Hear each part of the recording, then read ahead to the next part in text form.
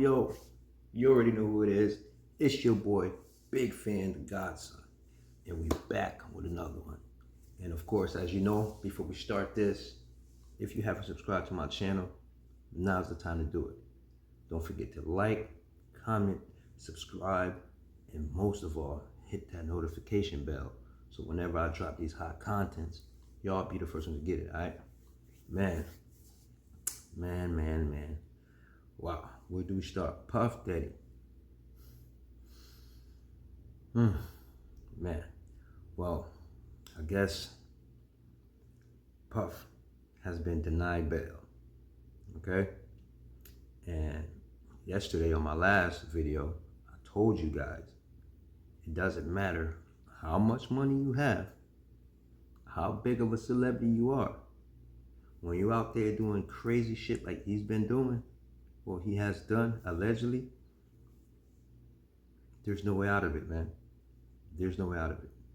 You know, according to the news, you know, when they raided his house, they found several guns, like I think like 3 AR with a drum that holds like 60 something rounds. Over what, 1,000 bottles of baby oil. Yo, money, all kinds of shit. And not only that, all the videos that they found, allegedly, you know, there's other people in those videos that they might be looking into, you know. So I feel sorry for anybody that was involved with Puff Daddy's situation when all this shit was going around. Any big celebrities that was involved with that shit, they talking about they're investigating them too. Man, but my thing is, I can't wait to see who else was involved with all this sex trafficking and all this crazy shit that Puff had going on, you know? Well, let's check out this clip, and then y'all see what I'm talking about. So you say today's indictment reads like a mob indictment. What was most shocking to you of all these allegations? Yeah, the fact, Jake, that the government in this indictment presented evidence alleging that Sean Combs was running a criminal enterprise, and they actually named it in the indictment, the Combs Enterprise. And they said that this enterprise consisted of him as the alleged leader, his employees, assistants, staff, allegedly, that were able to procure women and alleged male sex workers to engage in performances for his own sexual gratification. Wow. Where it differs from a mob indictment, it has all the elements of putting together this racketeering allegation of all these moving pieces using resources from his businesses. But the fact that this is about an allegation of sexual gratification being accomplished by alleged human trafficking. It's one of the most unique indictments I've ever seen in this area, in the area of sex crimes, because the government isn't actually prosecuting the sex crimes other than the human trafficking or the sex trafficking. They're not prosecuting any type of alleged sexual abuse to women, although that's part of this racketeering scheme. But the actual charges are racketeering conspiracy, sex trafficking, and transporting individuals over state. Yeah, I keep telling y'all, Puffy's cooked. He's done. And whoever was involved with this shit, they also done too. They're going down. Trust me. I mean, I don't know. I'm not trying to say no name, but this is, I think this is bigger than R. Kelly. This is bigger than Jeff Epstein. This is really big. This is different. This is a different vibe. This is a different case, different situation. You know what I mean? State lines to engage in prostitution. The reasoning around all of this, you know, his alleged motivation as presented in that indictment by the government is for his own personal gratification. And that's just the strangest type of indictment I've ever seen. But I agree with you. This indictment reads, it's very disturbing. The facts presented are out of a very bad Hollywood story.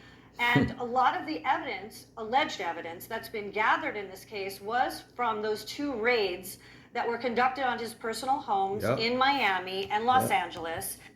And a lot of y'all thought it was over, that they wasn't gonna continue to look into his case just because they didn't present everything or bring everything out, because I know this shit happened a few months ago when his house, both of his mansions were raided, but a lot of people didn't think that they was gonna bring all that shit back out, and that's where you fuck up at, because when the feds come get you, they come get you. You know what I mean? They make sure they have all the evidence they need. Trust me. They make sure they have all these ducks in a row. They don't leave out shit. So if you thinking, you out here committing these crazy crimes and you just gonna get away with it? Nah, buddy. It's not gonna happen. Let's continue. And the indictment names that the things seized that he allegedly made videos of these sexual performances that have been named freak-offs. And there seems to be a ton of evidence allegedly tying this scheme together. So it's an interesting way of prosecuting it, but I understand why they did it that way. So what did you make of what Elizabeth Wagmeister just reported? And obviously, Sean Diddy Combs and his attorneys are gonna get their day in court. But the idea that the government, in their characterization, does not say that anybody did any of these things non-consensually. What do you make of that? I make of that as being a big flaw already in the government's case, which the defense was quick to point out. Even if he was engaging in this alleged conduct, that shit don't mean anything. That shit doesn't mean anything. It doesn't mean shit. They found videos, they found guns, they found all these crazy evidence when they raided his mansion. And believe me, this is gonna be different, man. I kind of feel bad for Puff. I feel bad for his family. But again, just because you have money, that shit don't mean nothing. You know what I mean? Puff, man, he's a dirty motherfucker, man.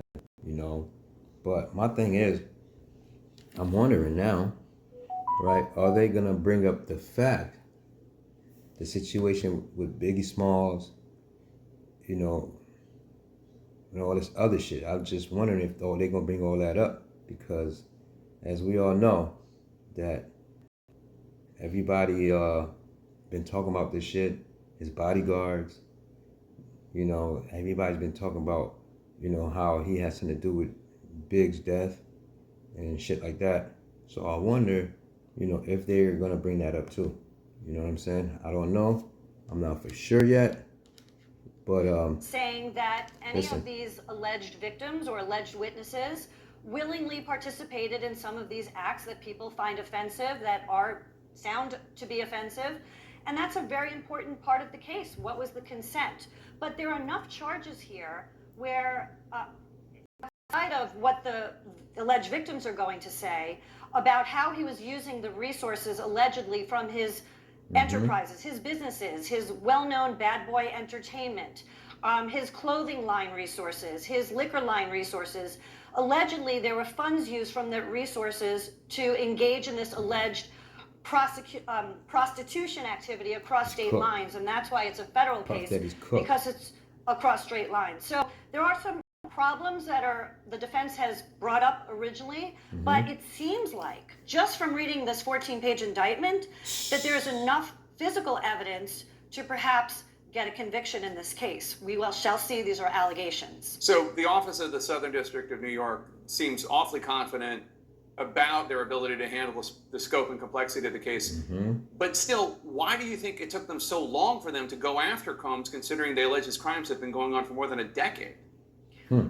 My theory is that the government had an easy time putting together this final prosecution because of all the civil actions existing against Sean Combs right now. All the lawsuits. The case with Cassie, which that video was shown, his former girlfriend.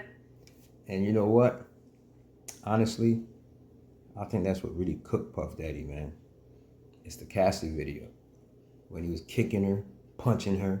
Y'all remember that video when he ran out the hotel room with his towel wrapped up around his waist, chasing her as she was trying to leave, and he punched her and kicked her and dragged her back inside the room? That right there, I think that's what set everything up, you know what I mean, for his downfall. And not only that, he was trying to pay employees that worked at the hotel, so he was trying to shut them up so they wouldn't say nothing, so they won't, tell on them and shit like that. But again, whatever is done in the dark, always going to come out in the light. So if y'all niggas out there getting y'all money, get y'all money and stay out the way. Because once you think you're too big for your bridges, this is what happens.